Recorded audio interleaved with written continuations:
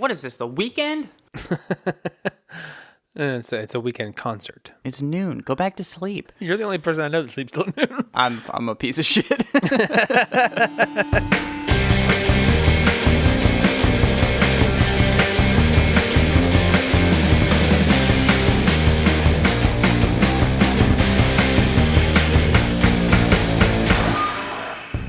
Hey, I'm Blake. And I'm Dave. And this is First Prize Films, the podcast where we each select a genre-specific movie separated by at least a decade and pit them against each other to find out which film wins the coveted title of First Prize. What does that mean for us, Dave? Yeah, so it means about as much as a football coach's halftime speech when his team is losing by 40 points.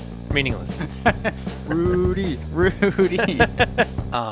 Anyway, so today we are spiraling into a fear-based madness with these sci-fi horror films. Ooh, yes. I made Blake watch Annihilation, a movie about an alien artist that uses a nightmare bubble to make a Picasso out of literally everything.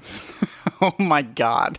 And I made Dave watch 1982's The Thing, a movie that made me take a serious look at my barf-to-bag ratio. It's high, Dave. It's high, and I'm very dehydrated. Oh my god, these were fun. This was a blast. These are two of some of my favorite films of all time. Mm-hmm. And so I knew this was going to be a very, very hard episode to get through. Why'd you choose Annihilation, Dave? So I chose Annihilation because I want to annihilate everything all the time. It's on theme. No, I chose Annihilation because, it's just a fantastic sci-fi movie that is just horrifying. It's so good, dude. I've been in love with The Thing since I was a kid. I love all the practical effects. It's scary. It's really tense. There's so much stuff going on, and it's just captured my imagination since the beginning of my life. So I'm really excited to kind of share this on the podcast. Yeah, I remember when you first showed me this movie and me being like, what the fuck is wrong with you? I made you go to the Aero Theater with me. We saw, I think, the only remaining 70 millimeter print of this movie, which was called the pink print or the red print. It was basically, it's all tinted kind of red throughout the whole thing because of a bad process or something. It's even spookier to watch it that way. Yeah, a little bit. But I was really excited that you went with me to see that. And you can kind of see the genesis of my film tastes, where I started from and where I've kind of been heading. Well, I'm excited, but also kind of scared, and not in the it's Halloween kind of time sense. I'm scared at the fact that I'm going to have to choose between these two at the end, and I legitimately am not sure what I'm going to choose yet. It's like another last week. I think almost every single episode this year is going to be a last week for you. Fuck, I know. What have I done to myself, Dave? It's going to be tough. Yeah. Well, welcome to October. Movie 1, Annihilation, 2018.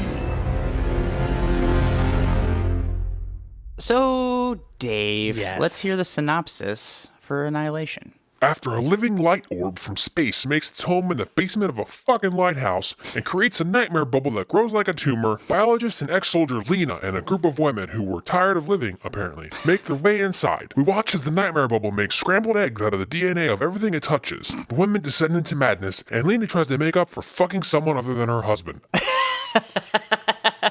Very to the point. I don't fuck around with this movie. What did you eat? So we open to Lena, played by Natalie Portman, sitting in the middle of a sealed-off room with dozens of hazmat-suited people watching from outside of the glass doors like she's a new exhibit at the zoo, and 3 of them in the room with her. This is a good start. Right. So she's being questioned, and in this questioning, we find out a few things. 1, she thought she was somewhere less time than she was. See, it's not only men that think things last longer than they do.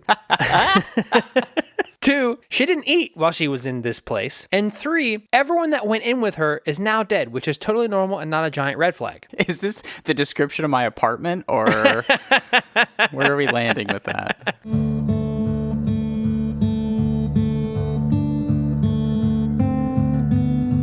So now there's something hurtling to the Earth from space, and it lands at the base of a lighthouse, but doesn't blow it up, which feels unrealistic. But maybe I'm just conditioned by Michael Bay movies. Anyway, title card. Could be. We need 6,000 more cuts in that scene and some drone footage. Like all cells, it is born from an existing cell. After we see a quick scene of Lena teaching med students about cells. Well, I think anyway. My brain couldn't really comprehend what was being said here, so I moved on.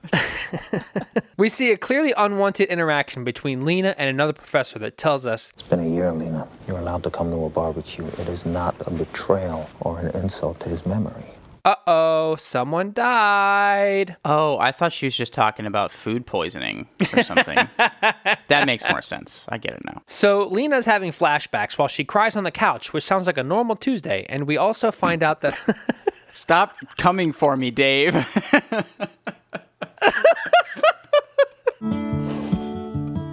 Wordlessly watching, he waits. And we also find out that both her and her dead husband were in the military. When suddenly, her husband Kane, played by the amazing Oscar Isaac, has pulled a Lazarus and come back from the dead. Or something, I don't know. But I do know that there's something wrong with him because he's acting like a fucking robot.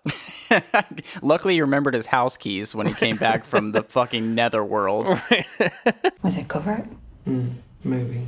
After the happiness of seeing Kane has faded as if it was post-nut clarity, Lena grills him on where the hell he's been. And not only does he not know anything, but he's being creepier than a clown not in a circus. Suddenly, Kane says, I don't feel very well. I'm right here with you. Male 31 hemorrhage. and now we're in an ambulance with Kane and Lena when all of a sudden the ambulance gets pulled over like it's on the FBI's most wanted list, and heavily armed agents rip Kane from the ambulance and sedate Lena, who is panicking like a Karen whose Starbucks order was wrong. To be fair to Lena here, I'd pretty much panic too if my spouse is vomiting blood and the men in black is pulled over the ambulance. Like, that's concerning.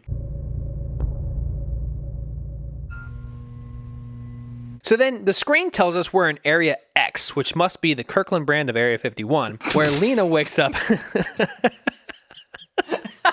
where Lena wakes up in a prison jumpsuit in a weird glass-doored cell, not the same one from the first shot. Here we meet psychologist Dr. Ventress, which might be the most badass name I've ever heard, as she questions Lena about herself and Kane. Where is my husband? Yeah, I'd like to talk about Sergeant Kane. After a whole lot of I don't knows and he didn't tell me anythings, Lena pulls a boss bitch move and is like, now it's your turn. And we find out that Kane is in the same facility, but he's dying of multiple organ failure and massive internal bleeding, which means he probably was only eating gas station sushi for the last year. I was gonna say that food poisoning lasted a fucking while, dude. Right?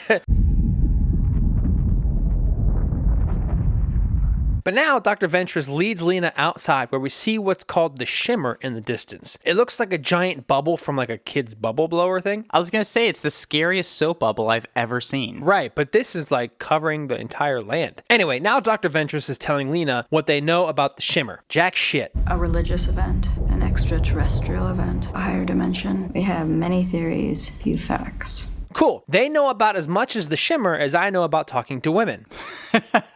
I wish I could also get paid by the government to know jack shit. I already have half of that down. Right. I just need to get paid. You're right. However, we do know a couple of things. That it originated from the thing that crashed into the lighthouse, and that nothing that goes in comes back out. Kind of like the Bermuda Triangle decided it wanted to live on land next to the water. It hit retirement age, so it wants a golf course Yeah. and needs some cold beers on the beach. I get it. Since then, we've approached by land, by sea, sent in drones, animals, and teams of people, but nothing comes back. After Lena points out, like Captain Obvious from those commercials, that one thing has come out, Kane. Dr. Ventress asks if Lena wants to go home, and she says no, she wants to be with Kane. But then she joins the fucking crew to go into the shimmer, which is quite literally opposite of staying with Kane.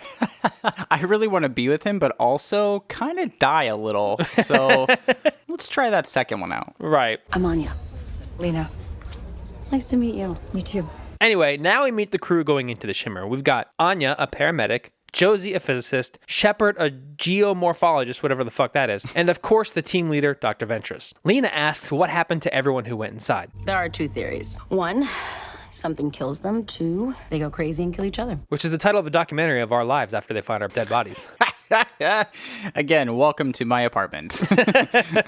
After the crew mentions the only person who ever made it out, Kane or robot husband, we cut to Dr. Ventress, asking Lena why she didn't tell the others in the crew about her connection. I thought it would complicate things. Dude, chill. What are you, a psychologist? Oh. Oh, okay. I Right. see what's going on here now. Lots of science stuff.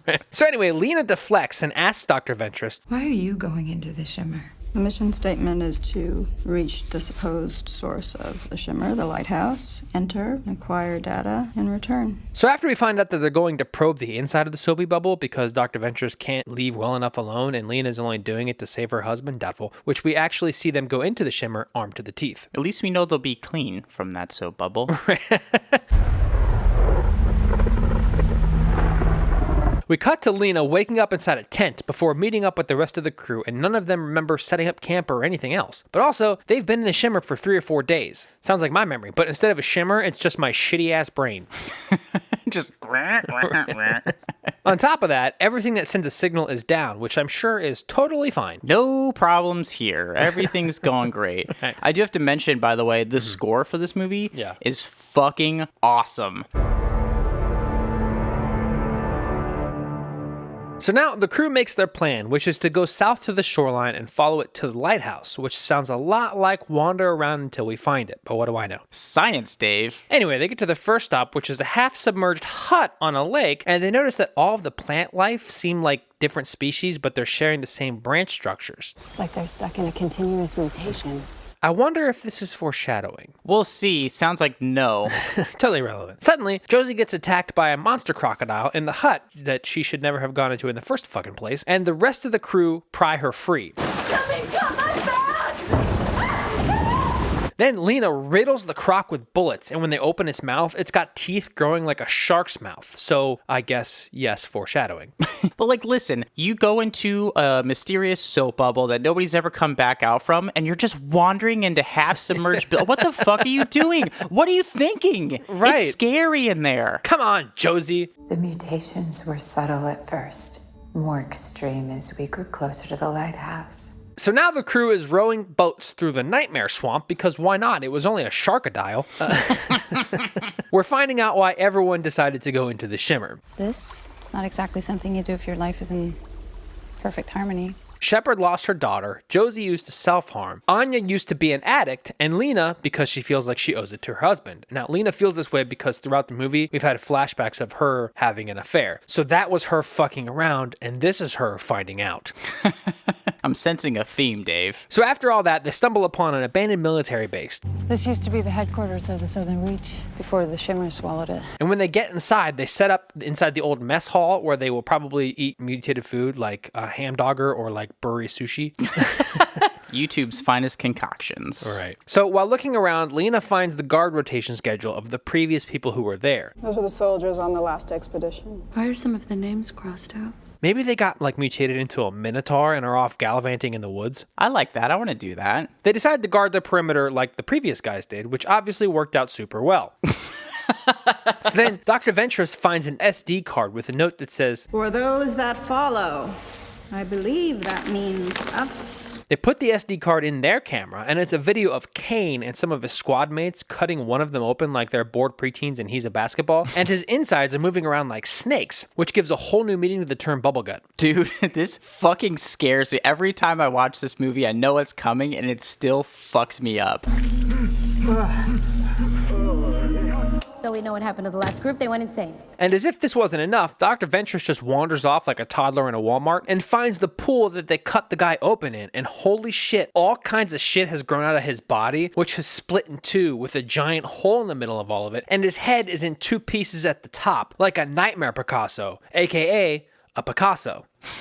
So things went well for them. Yeah, seems that way. So Josie is me at this point because after she finds the knife they used, she goes, I don't want to stay here tonight. We don't have a choice. You could, and hear me out here, get the entire fuck out of there. Leave. You know what? You came in there, you saw some shit. Go.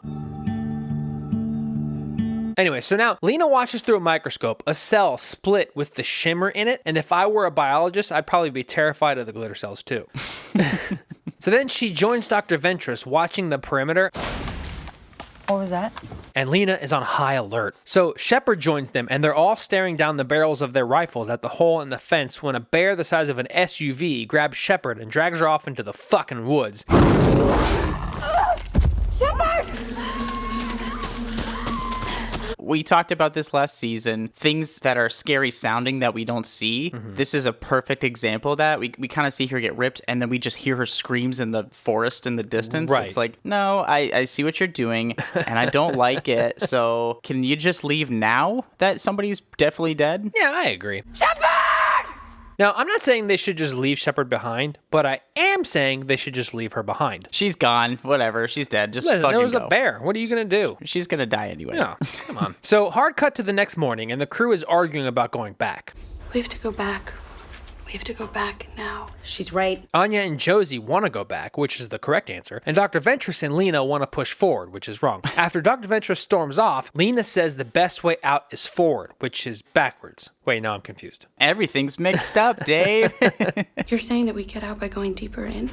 Good question, Josie. But Lena convinces them that she really believes in this plan. And I mean, I've heard more convincing lies from 8-year-olds. So the crew is walking further into the nightmare forest when they find Shepard's bloody boot. I'm coming with you. Go alone.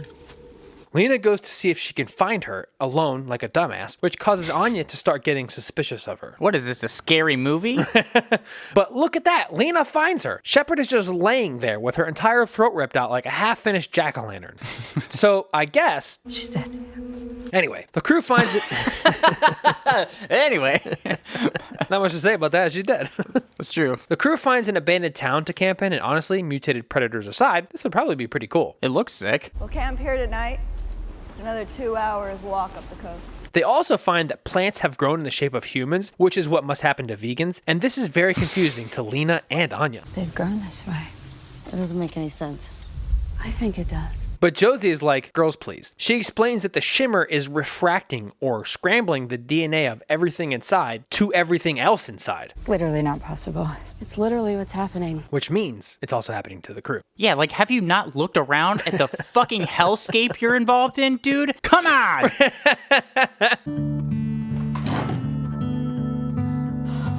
So we cut to the middle of the night where Lena wakes up and decides to look at her own blood through her microscope, and guess what? Her cells are turning into glitter cells too. And in her mental spiral, she flashes back to her affair where she tells her lover that this was all a mistake. Well, you think he knows, as he found out? Yes. And now we know the true reason why Lena decided to go in the shimmer. Knock knock, hey, it's the consequences of your actions. It's literally so self-destruct. Oh, I get it. Oh. Anyway, suddenly, Anya is standing over the sleeping Lena like a parent who just found a kid's porn stash, and she's also pointing her rifle at her. What's going on? No, you don't get to ask that fucking question. You answer it! But then she knocks her out. Listen, I'm no expert in interrogation, but I'm pretty sure the person you want answers from should always be conscious. These aren't black ops people, Dave. These are scientists with guns. Give them a break. So next thing you know, Anya has everyone tied to chairs and has clearly lost her shimmery marbles. Husband. Why didn't you tell us? Anya has found Lena's locket with Kane's picture in it. She is pissed.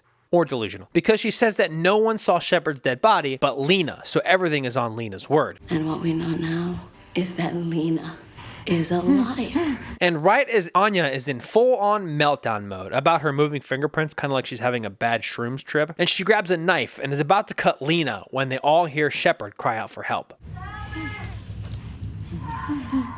Listen, I'm not saying I've had this exact same experience on mushrooms, but we've already established you should not do mushrooms with me. I'm not the one tied to a chair. You are. So this causes Anya to sprint out to go help, but her voice goes quiet too, and we hear the bear grunt before it stalks its way inside. But it's no normal bear, Blake. It's a nightmare bear. A night bear, if you will. This is Winnie the inbred poo, Dave. Winnie the zombie inbred poo. Fucking A. So its face is basically just its skull, and when it opens its mouth right next to their faces...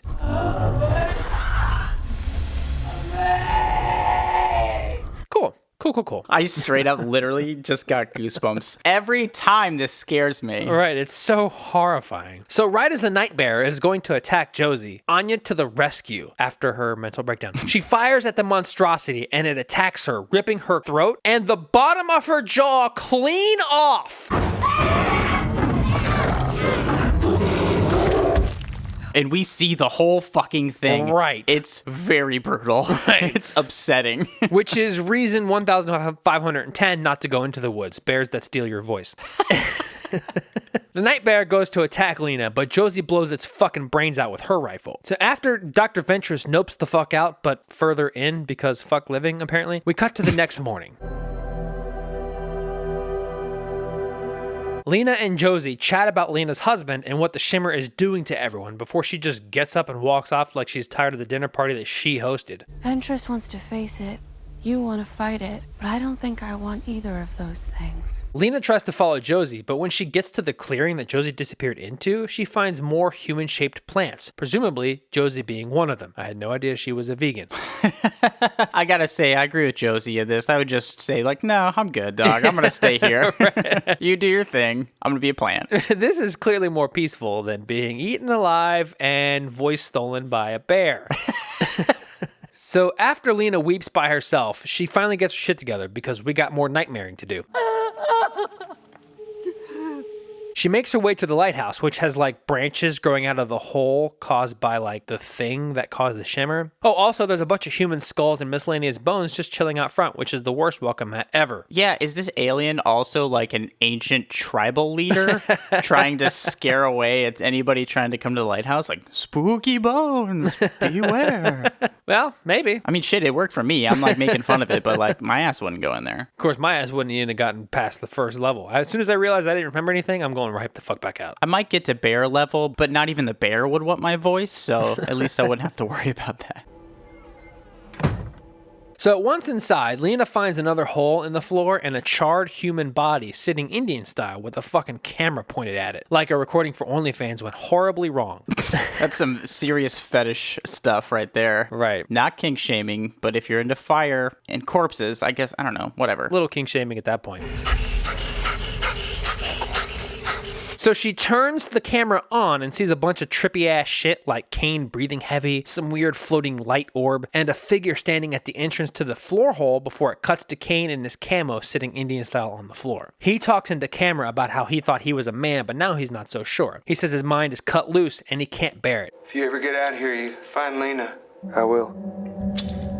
5, 4, 3, 2.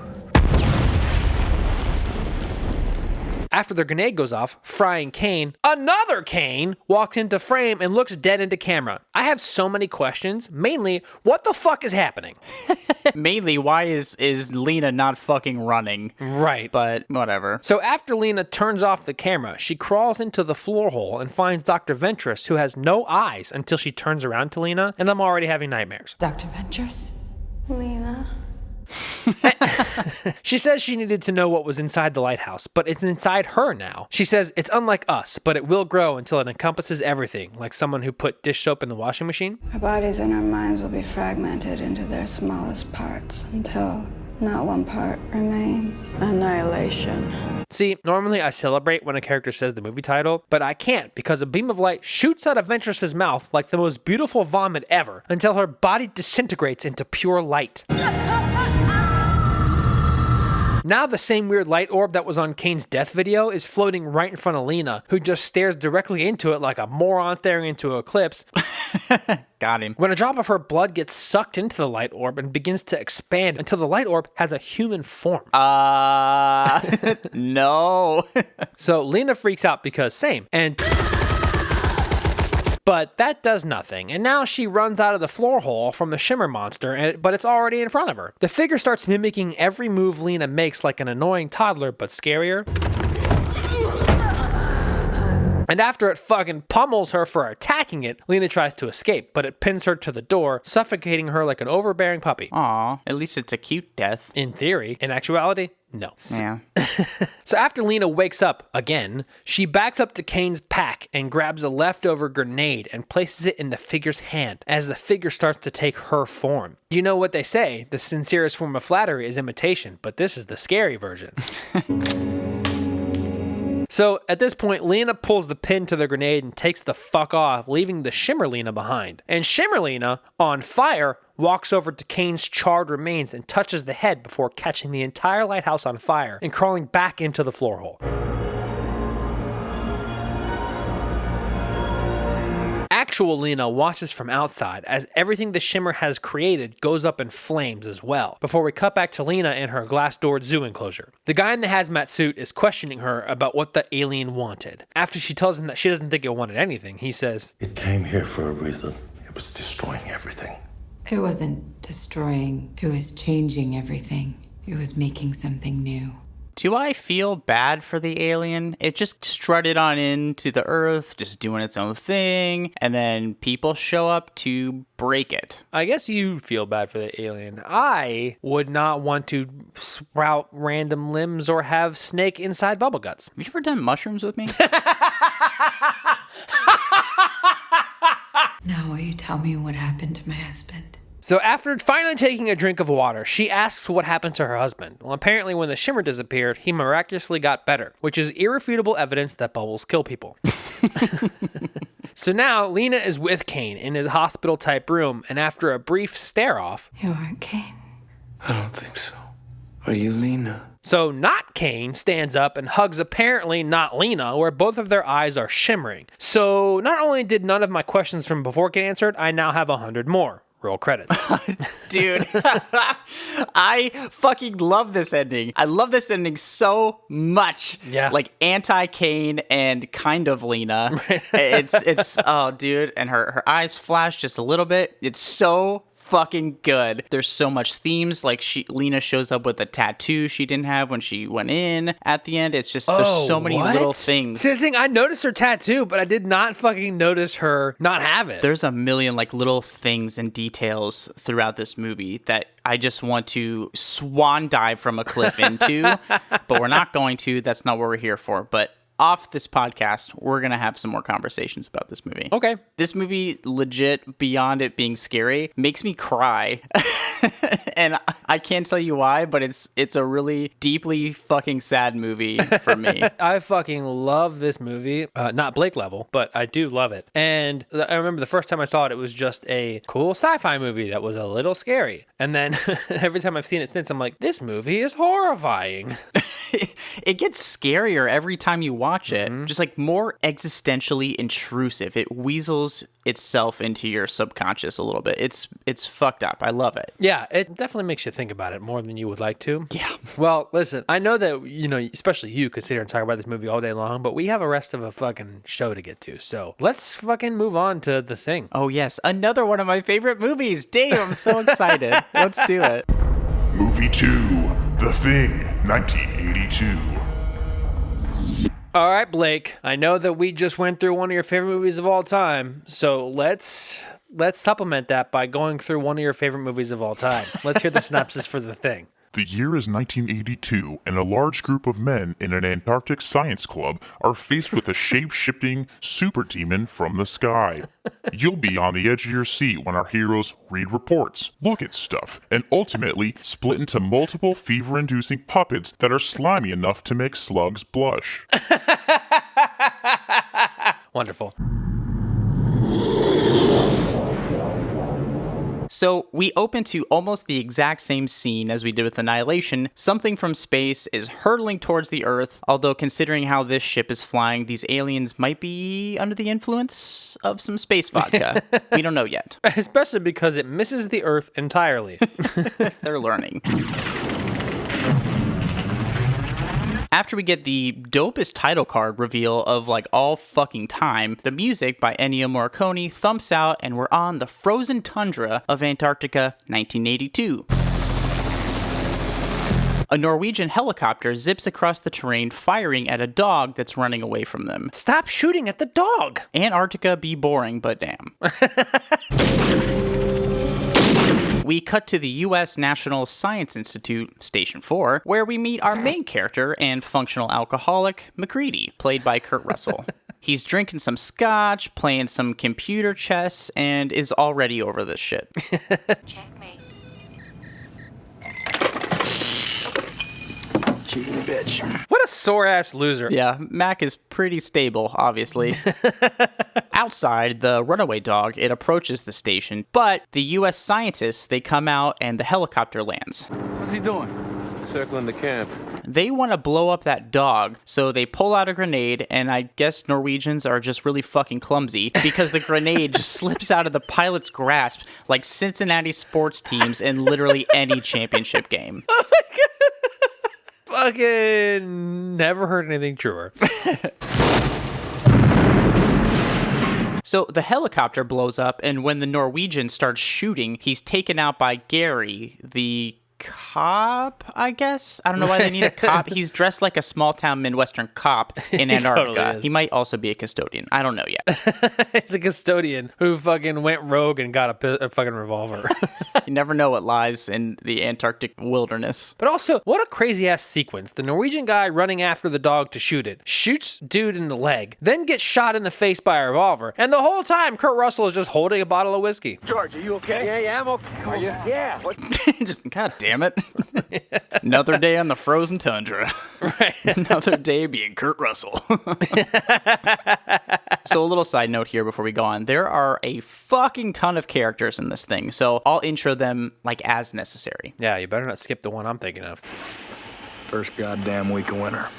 So now those stupid Norwegians are dead, and they just let the dog inside. Dr. Copper fixes up Bennings, who got grazed by one of the bullets, and they speculate on what caused that crazy Scandinavian behavior. What were they doing flying that low? Shooting at a dog, at us. Cabin fever, who knows? Meanwhile, the radio operator, Windows, he can't get a hold of anyone from the mainland because there's a big storm blowing through. U.S. number 31 calling McMurdo. Urgent. Come in. Over. Come on. Nobody. Get a hold of somebody. Get a hold of anybody. We gotta report this mess. Look, I haven't been able to reach shit in 2 weeks. We're setting the scene here, Dave. Spooky things abound, and so many questions need answers. Mainly, why the fuck are we in Antarctica? But second, what's going on? We don't know. Right. So they enlist their hard-drinking helicopter pilot, McReady, who we call Mac, to take them to the Norwegian outpost. Creedy! Mac, get your gear on! By the way, the way Mac looks around at the weather when they tell him to get ready is hilarious. He is not having a good time at all. He has his own little shack separate from everybody. He's doing his own thing. Also, I just have to say, his flying hat is amazing, because fuck a helmet, I got my weird cowboy hat. That's exactly where I was going. He looks like he's about to be in a Mexican standoff at any moment. Seriously. So Mac and Dr. Copper land at the... By the way, that is confusing that his name is Dr. Copper. When I think like Copper, they're talking about the guy who looks like a cop. That is confusing because it sounds like they're talking about Dr. Police Officer. And... So Mac and Dr. Copper, they land at the Norwegian outpost to find it completely destroyed and everyone inside is dead. My God, what the hell happened here? If I flew into this scene of carnage, I'd just turn straight around and be like, nope. Have you ever seen a single movie ever? All of these scenarios with Annihilation, with this, if we were involved at any point, the movie would only be as long as the opening credits because we'd just be fucking out of there.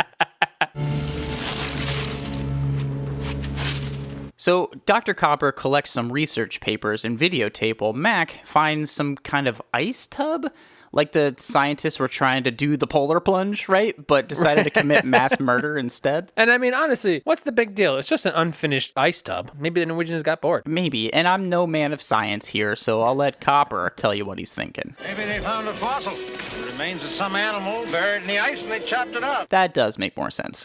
Yeah. And that's all fine and dandy until they spot something in a burn pit outside, Dave. It's hard to make out, but it's fleshy and distorted and probably the subject of an after-school special. Help me find a shovel, Doc. But instead, what happens, Blake? Yeah, so I guess they just wrap it up and bring it back with them. Like a fucking doggy bag. Like, what the fuck? Why? Because everyone is literally insane, that's why. They want to die. We found this.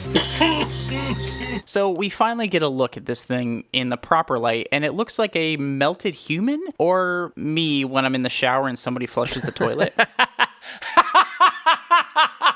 Now our other doctor, Dr. Blair, played by my diabetes role model, Wilford Brimley, he's performing an autopsy on the thing, which is fucking gross, and he determines... Well, what we got here is what appears to be, anyway, a normal set of internal organs. Seem to be normal.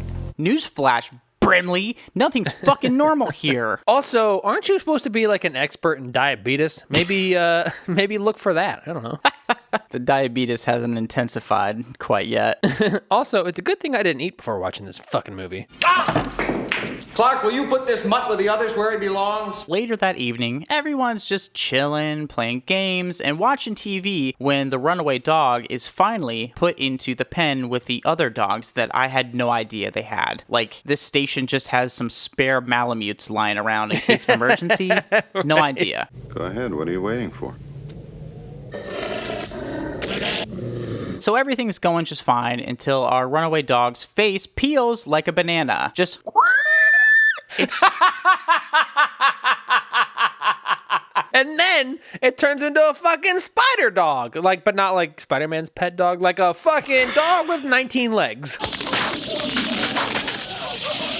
Gross doesn't even come close to the adjectives I need to describe this fucking thing. We could use horrifying, disgusting, vomit-inducing. You get the idea. It's a fucking alien with tentacles. And Clark, one of the men, he sees this and he tells Mac.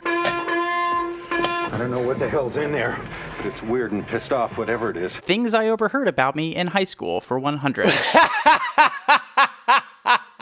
Thanks, Clark. Love it. So everyone rushes in to find this horrific monster absorbing dogs and just generally being sticky looking when Mac decides they need a flamethrower. This is why he's our main character. Mac wants the flamethrower.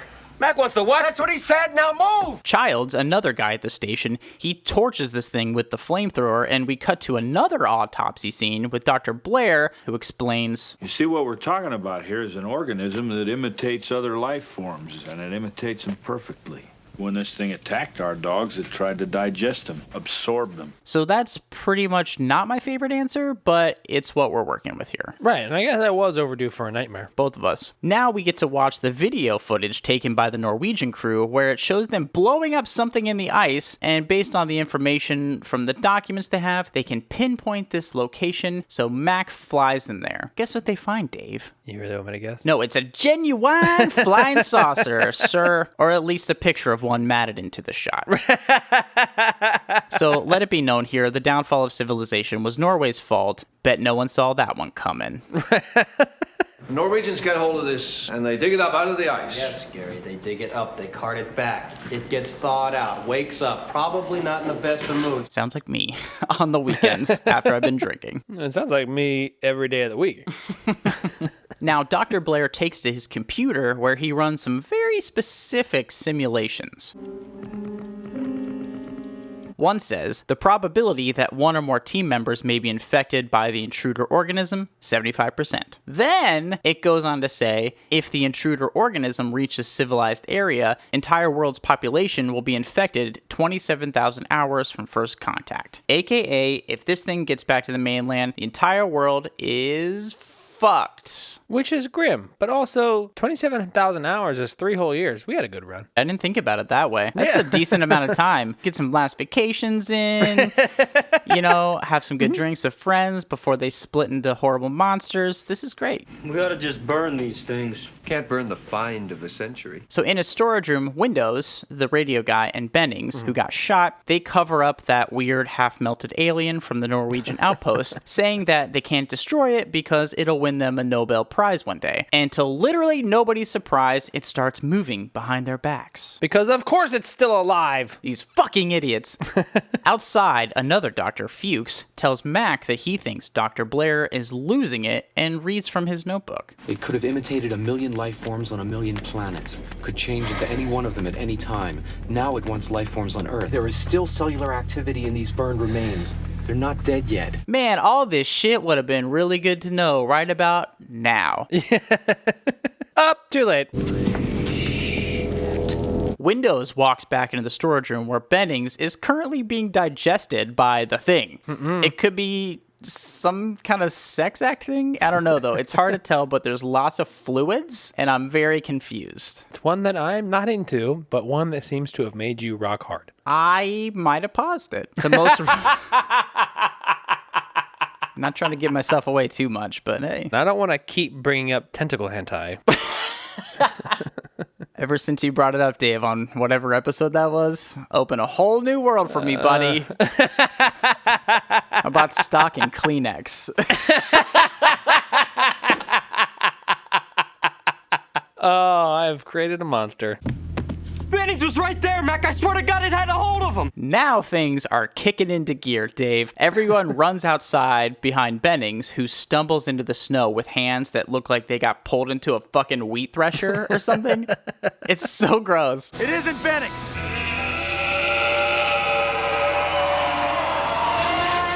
It's the Thing, Dave, and its hairline is not doing it any favors. If somebody looked at me and screamed like that, I'd probably just void all of my bowels instantaneously. Mac pours some kerosene onto this thing and lights it on fire. The remaining crew get warm off the burning corpse of their friend, have a few laughs before heading back inside. Problem solved, roll credits. There was one of those things out there trying to imitate him, Gary. Come on. We gotta burn the rest of them. This little bonfire soiree inspires them to finally burn the rest of the specimen they've collected. Except there's one problem. It's too late? Is that the problem? It was too late fucking 3 days ago, Dave.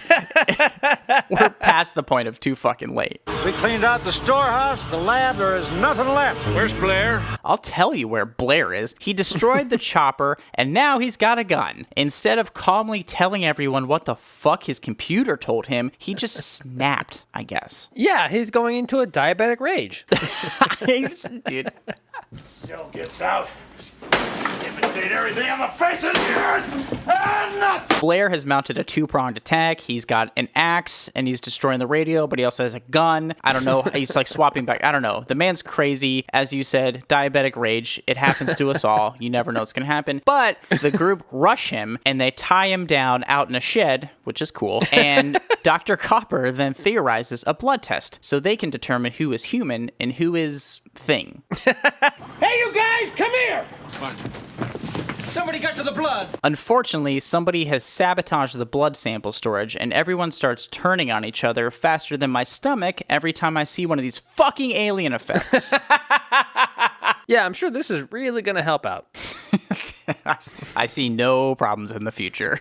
So after a tense standoff, Mac is decided as their leader, which, about fucking time, might I add. I know I'm human, and if you were all these things, then you'd just attack me right now.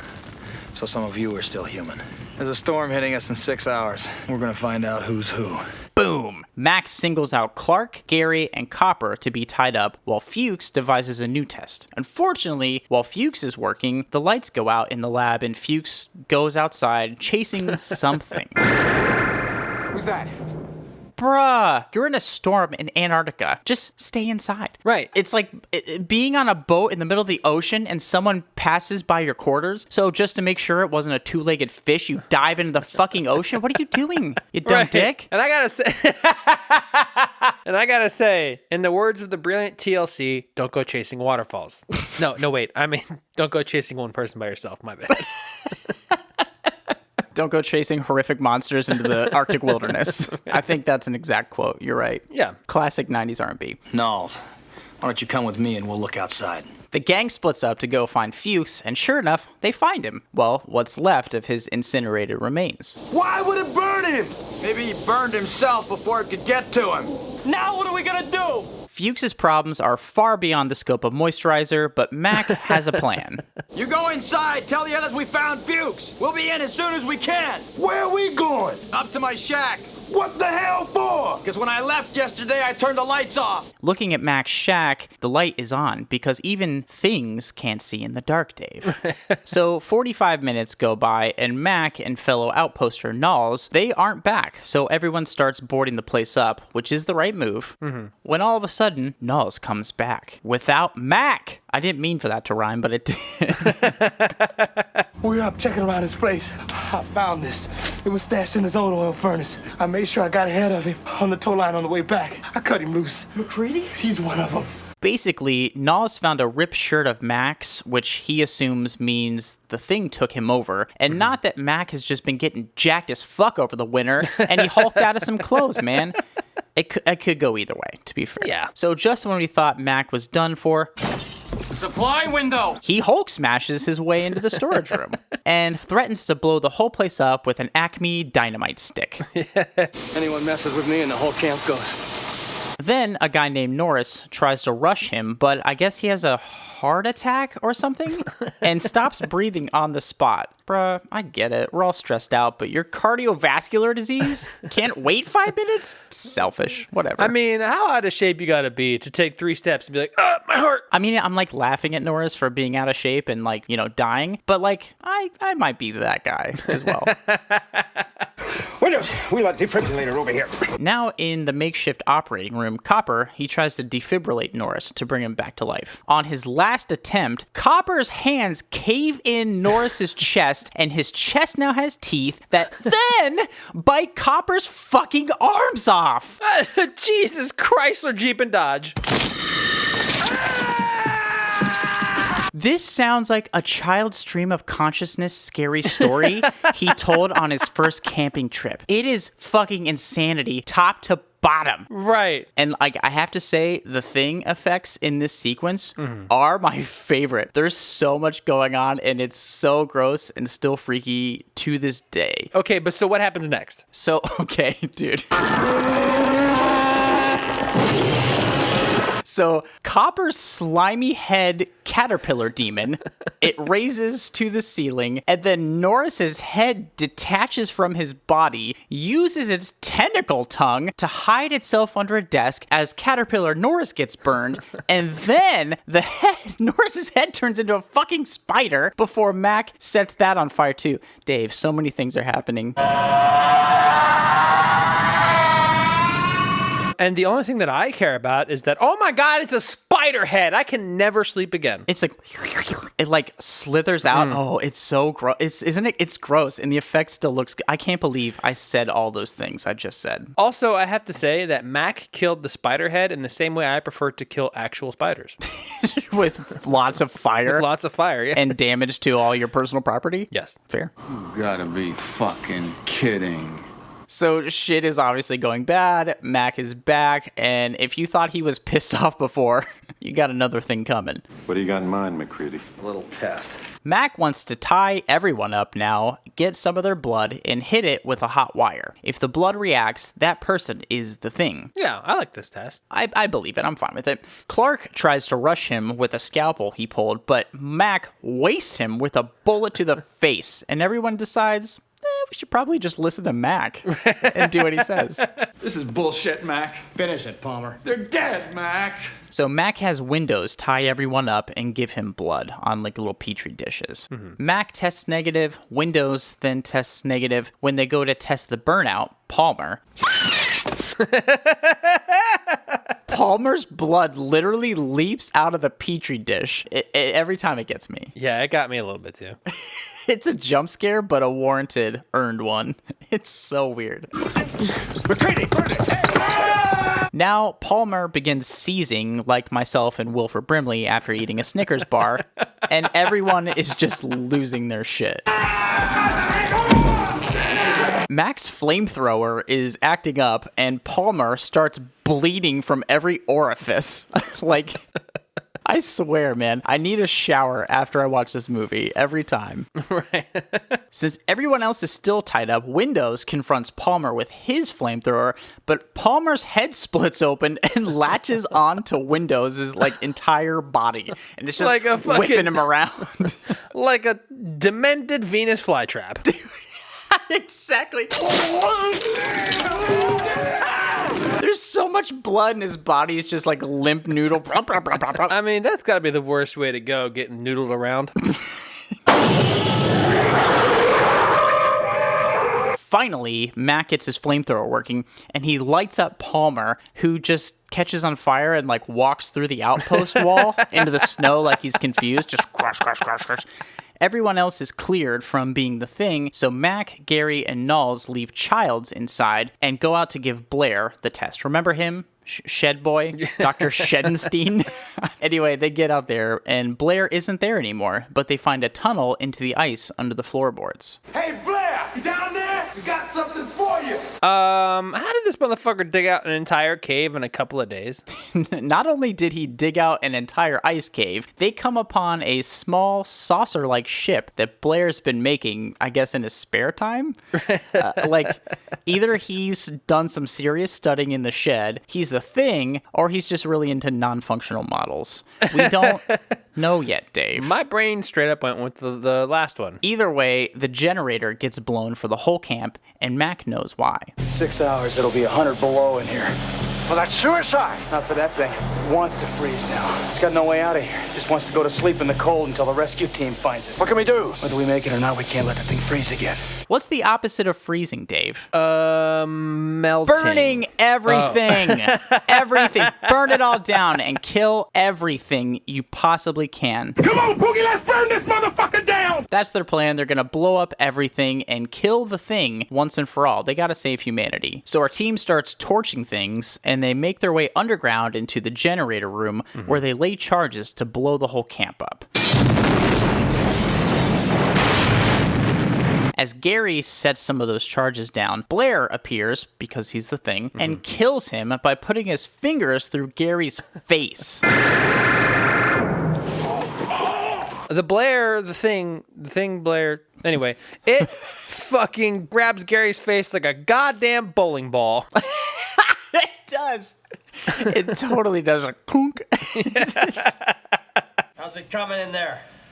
So Knowles calls after Gary, and when Gary doesn't respond, he goes off to find him. When he's killed, I guess, it's off screen, and it's never talked about. Right.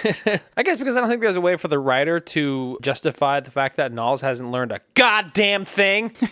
Not one. Either way, Mac is now all alone.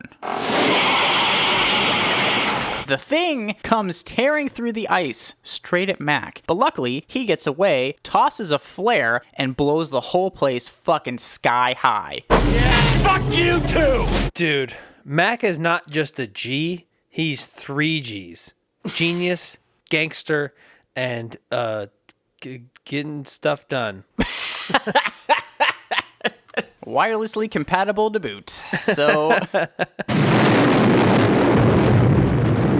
Now on the surface, Crispy Mac stumbles into what's left of a blown-up building with his bottle of scotch. Childs, remember him? He shows back up, and I guess he missed the fireworks. Fire's got the temperature up all over the camp. Won't last long, though. Neither will we. How will we make it? Why don't we just wait here for a little while, see what happens? As everything burns around them, the two share that disgusting-ass bottle of scotch. Roll credits, baby. Oh, God. This movie is so gross. It is the first adjective that does come to mind. I mean, my God. There was multiple times where I'm like, oh, that's right. This movie is disgusting. And it's 40 years old this year, dude. 40 years old, and it still makes me want to fucking hurl. It's just as bad as the movie from last week's episode. I guess I do find myself attached to really gross shit. Even though my gag reflex is very poor, I still, put myself through this shit. So I do have a question for you. Sure. What do you think happened, Dave? Was Childs infected? Was Childs the Thing? No. Why would it fucking, have this gigantic, massive version of itself try and kill MacReady in the basement if it had another way to do it? I take the darker stance in this. I think the Childs is infected, and he doesn't have any reason to attack Mac since Mac is going to die anyway. All these things are separate entities. There's no one singular thing, right? So Mac fights the one in the generator room. Obviously, there's multiple ones that we saw earlier in the movie. Childs, we never see what happened. He says he stumbled in the storm. If you think about it, why would he kill Mac? He doesn't have to. He might as well hang out and let Mac die. He can freeze and then get recovered by the rescue team. So there's no real reason to kill Mac. He just wants to share some shitty scotch. I don't love that answer because I think Kurt Russell should win, so I'm going to say you're wrong. No, that's fine. To be clear, nothing has ever been confirmed by John Carpenter himself, and that is also what I like about this movie, is because it is so up to interpretation, but I think it does spark discussion, like, you having the wrong opinion on it, and me being totally right. No. And having no problems at all. False.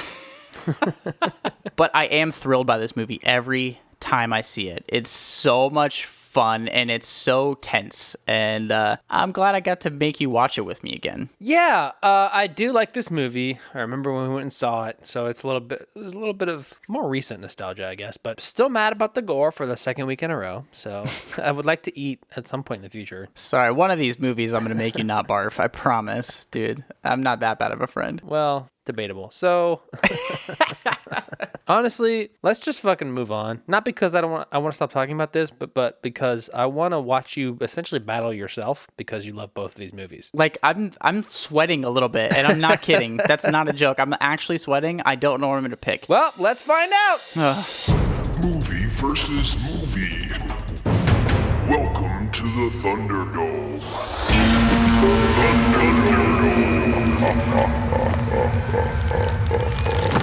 This place fucking rules. All right, Dave. It's the Thunderdome, and we're stickier than ever. I'm ready to hash this out. It's the Thunderdome. Thunderdome? So before we watch these movies, Dave, you and I, we decide on 5 things that we both agree make a good genre movie, in this case, sci-fi horror, so let's go through them. Totally. Number 1, we need a horrifying sci-fi concept. Are we scared of shit we can't even comprehend? Number 2, we need a tumultuous group dynamic. We can't trust anyone up in this bitch. Number 3, an insidious threat to the human race. This thing is gonna kill us all, eventually. Number 4, we need self-reflective themes. Take a good hard look in the mirror, characters. And number 5, we need an ambiguous conclusion. What the fuck just happened? So hopping into it, The Thing probably has the most horrifying sci-fi concept of all time. I wouldn't call it the most unique, so don't come for me on that. But this unknown being can assimilate into any living thing. So you can't trust your colleagues, right? You can't trust your friends. You can't even trust your fucking pets, Dave. Boots the kitten? Nah, bitch, it's Gorlak, the killing machine from 50,000 light years away, and it wants to wear your skin. Oh, great. Yeah, danger's everywhere, and it might even be inside of you. Well, listen, I think that it's the most horrifying visually, but I don't think it's the most horrifying concept even out of the 2 of these movies, because on top of this nightmare bubble trying to take over the Earth in Annihilation, it's also changing everything inside of it on a nuclear level. Crocs with shark teeth. Bears that steal your voice when they kill you. And turning into a plant of all things. It's horrifying. Not to mention the fact that this being can and will emulate you if you get close enough, because identity theft is not a joke, Jim. I get that, but with The Thing, this could be anywhere in the world. With Annihilation, it's just in this little cute little soap bubble that is really shiny and playful looking. But with The Thing, this thing could be worldwide and you just never know when it's happening. Well, the same could be said for the fucking end of Annihilation, because you got anti-Kane or not Kane and Shimmerlina, so... And that's more of a button rather than the initial concept of the movie. Yeah, but, until Lena or Shimmerlina or whoever the fuck comes out of the bubble destroys the Shimmer, okay, it is gonna be the entire world. And it's happening a lot faster than what's happening in The Thing, because that literally never leaves Antarctica. Well, that's not true. We don't know, Dave. It could leave Antarctica, and then in only 3 years, we're all fucking dead. Well, if we're doing the could be thing, then both of our movies are equal. Yeah, I don't know. I think The Thing kind of edges out Annihilation a little bit more on that concept. Well, I disagree with you, and this is very tumultuous. Oh, like our next point. See what I did there? I see you there. Yeah. That was smooth as X-Lax through my upper digestive tract. Go on. Tumultuous group dynamic. So, in spite of the great buddy start we get with this group of brilliant women, shit goes downhill real fast. Yeah. Anya starts to lose her mind first and turns on Lena and the remaining crew. She thinks that Lena is the cause of all these issues because she lied, which is weird. Even after she gets murked by the Night Bear, it doesn't get any better, okay? Josie decides life is better as a tree, and Lena and Dr. Ventress are both psychopaths. I don't think that you can find a more intense, tumultuous group dynamic. I'm not going to say that yours doesn't, because yours totally fucking does, but I think this one's a little bit more to me. You know, I do kind of agree with you in that sense, because they all start as scientists on like a common mission, and just everybody deteriorates. But with The Thing, besides the crazy visuals, I think the group dynamic here is what really makes this movie so mysterious and enduring. Before they even know there's a problem, you see tension between everyone, and that tension just grows into paranoia, which then grows into exceedingly awful violence as people are picked off by the thing and each other.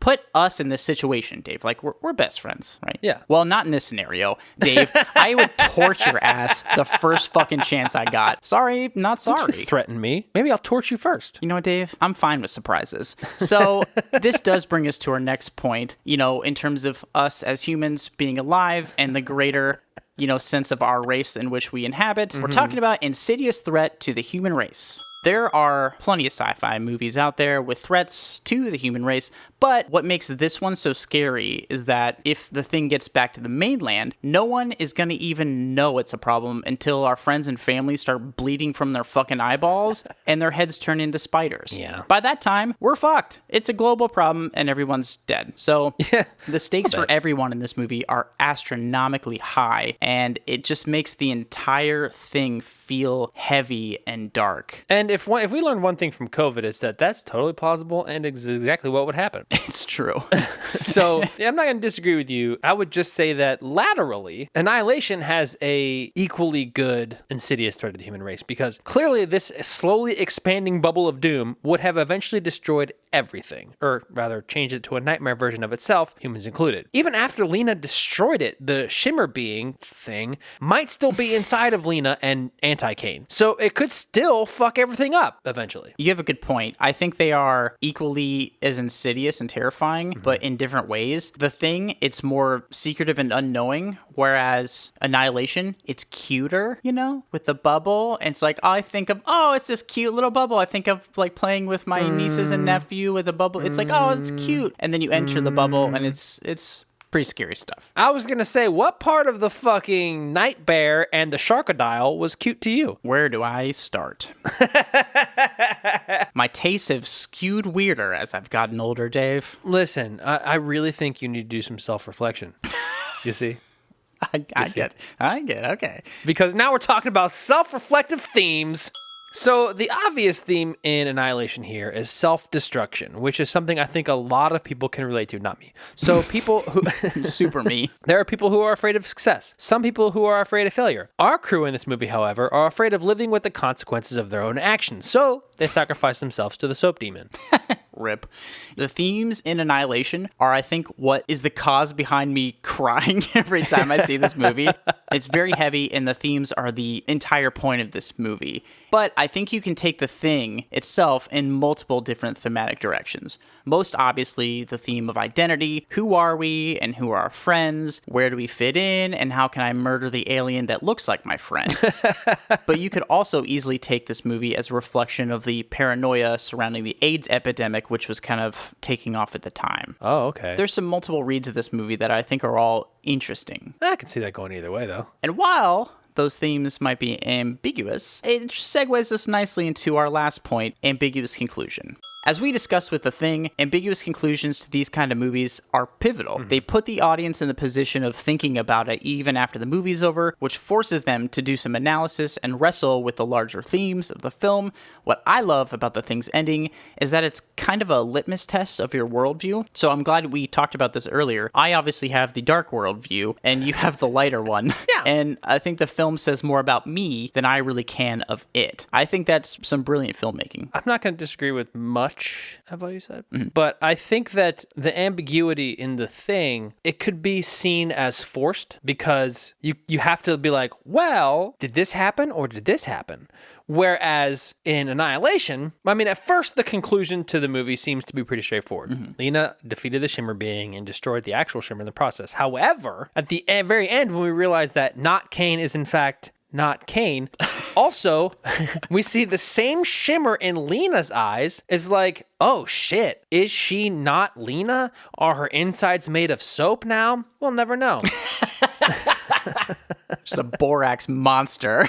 I guess my point is that it's very in your face, like, hey, we didn't tell you everything, and the movie's over. Yeah, we're given kind of an unreliable narrator in Lena, which is interesting considering what we think at the end. This movie does force your brain to go there, because otherwise, if you want to take this movie as a surface sci-fi horror film, you probably aren't going to like it that much, and you're going to fucking hate the ending. Yeah. Which I understand. The thing I think can play less ambiguous to the less thoughtful viewer, but I think the people who really are into these things and understand what's going on in the movie will ask themselves these questions. And so I think it is strong. They're both strong, and I love these movies, and I think they're good companion pieces, honestly. I definitely don't disagree with you on that. If I'm being honest, I think that they worked very well together, and I enjoyed them both. This is a very heavy time watching both of these things, but man, I don't know.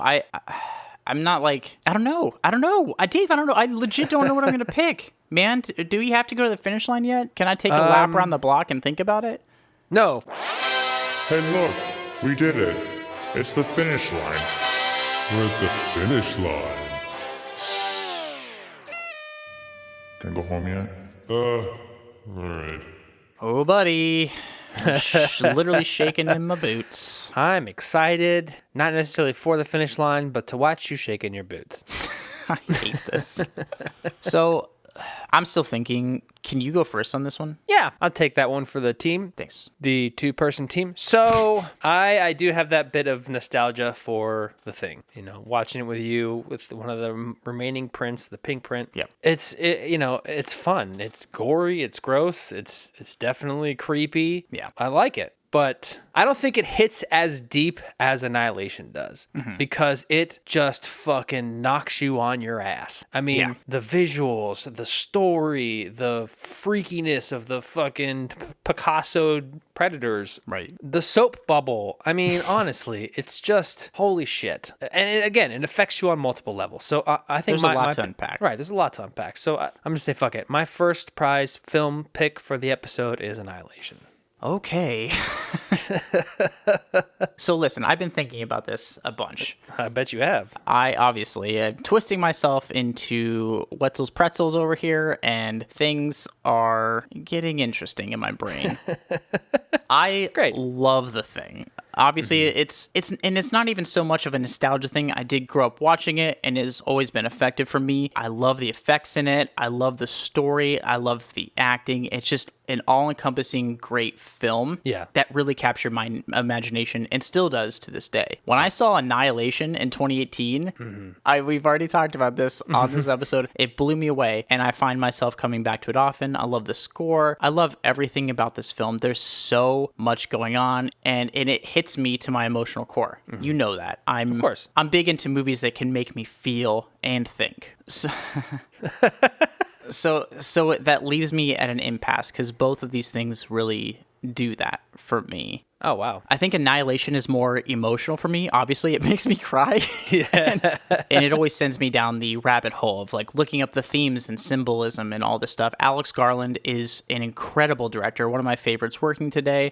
And while I think Annihilation is probably more my favorite film now, I think The Thing is a better genre film. I think it's a better sci-fi horror concept, and I think it hits home perfectly in this genre. Wow. And so for me, I have to give my vote for first prize film to The Thing. Wow. And I'm not doing this for drama's sake. I have been thinking about this the whole time. It fits more cleanly into our points, and I think it just hits home all the tropes that a sci-fi horror should hit and really stings on that level. Not to knock Annihilation. I did not see it going this way. Neither did I until about 3 seconds ago. I guess, I guess that can only mean one thing, sir. Tiebreaker? Tiebreaker.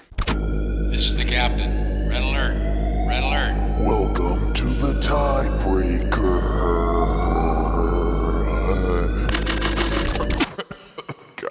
All right, you called the last tiebreaker, which was last week. So this is the first 2 week in a row tiebreaker we have. Oh, shit. So I'm going to call our good friend, Isaac. Oh, hell yeah. Yo. Hey, what's up, man? What's going on? We just watched Annihilation and The Thing, and we have come to an impasse. We both picked one movie, and now we need a tiebreaker opinion on which is the better sci-fi horror film. I did like Annihilation. I forgot about it for a minute. It's got a great cast for sure. Benedict Wong and Oscar Isaac, the girl that plays Valkyrie, I think, is in it too. Yeah, she's in it. Yeah, and Natalie Portman, obviously. So like the entire MCU's in that movie. But The Thing is just so good. Wow. Yep. Agreed, Isaac. I would probably say The Thing is better. Damn. Right on. Damn. Okay. That does it, man. Wait, the 1982 thing or the 2011 thing? Oh, the 1982 thing, for sure. Yeah. Okay. Yeah. The 1982 thing is better. Fair clarification. I thought we were about to have some serious drama about to happen. Well, thank you very much, sir. You have solved the issue for us. Okay, awesome. Thanks, Isaac. We'll see you later. I'm happy I could help. Thank you, buddy. Thank you. Oh my gosh. Fucking shit. I do think Isaac is right that The Thing is the better genre movie here. It's so fucking good. It's so good, and it hits all those points, and it scratches all those itches I have, and some that I should talk to a doctor about, but we'll get there eventually. I just think it relies too heavily on the gore, and I wanted more from it to win. Not that I need anything more from it, but to win, I would have wanted more for it. I understand that. But at the end of the day, my opinion does not matter. So it's true. I've been in the position of being wrong before too, Dave. Get used to it. Love you. Well, do you? Do you though? We'll see what my doctor says. Hey, First Prize listeners, thanks for tuning in this week. Thanks for holding in your vomit and or urine with us. If you enjoyed this episode, if you enjoyed hearing about things with too many goddamn teeth, consider subscribing to our socials. It's at First Prize Pod on all platforms, and that includes Facebook, Twitter, Instagram. We're on TikTok and YouTube as well. Also, don't forget to check out our website. It's firstprizefilms.com. Yes, we do this for free because I've torched all my loved ones with the flamethrower, but if you'd still like to support us, consider rating and reviewing us on Apple Podcasts, or come hang out with us on Twitch. We stream every week, talking about movies, having some laughs, and just chatting with you all. Yeah, it's a really good time. Either way, join us next week as ghost hunters in our month of scary shit with these ghost horror films. Yes.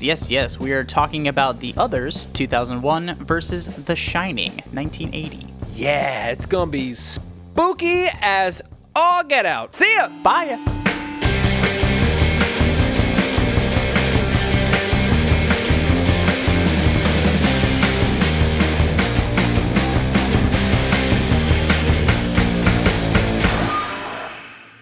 Even flow.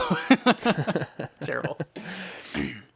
All right, Dave.